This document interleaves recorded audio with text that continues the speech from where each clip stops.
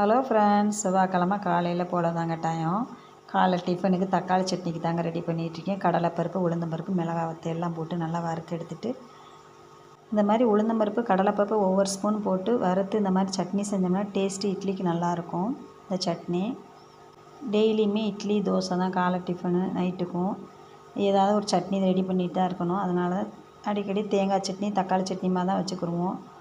சட்னி செஞ்சோம்னா ஒரு 2 வேளைக்கு வர்ற மாதிரியே சேர்த்தே செஞ்சுருவேன். தக்காளி சட்னி மட்டும். சட்னி சூப்பராக ரெடி ஆகிடுச்சு. காலையில் செஞ்சால் நைட்டுக்கு சாப்பிட்ற மாதிரி இருக்கும், நைட்டுக்கு செஞ்சால் காலையிலைக்கு சாப்பிட்ற மாதிரி சேர்த்து வச்சுருவேன். தம்பிக்கு தான் இப்போ எடுத்து வச்சிட்ருக்கேன். இட்லியும் சட்னி ரெடி ஆகிடுச்சு. சாப்பிட கொடுத்து ஸ்கூலுக்கு அனுப்பிடுவேன். அவங்களெலாம் அனுப்பி விட்டு நானும் சாப்பிட உட்காந்துட்டேன். சட்னி சூப்பராக இருக்குது. இட்லிக்கு நல்லாயிருக்கு, டேஸ்ட்டு ரொம்ப நல்லாயிருக்கு. எனக்கு வந்து சட்னி மாதிரி இந்த நல்லா எக்ஸ்ட்ரா நல்லா ஊற்றி தொட்டு சாப்பிட்டோம்னா எனக்கு பிடிக்கும். காஃபி வந்து எங்கள் வீட்டுக்காரங்களுக்கு தான் போட்டுக்கிட்டு இருக்கேன். இந்த வீடியோ பிடிச்சிருந்தா முழுசாக பார்த்து சப்ஸ்கிரைப் பண்ணி சப்போர்ட் பண்ணுங்கள். தேங்க்யூ.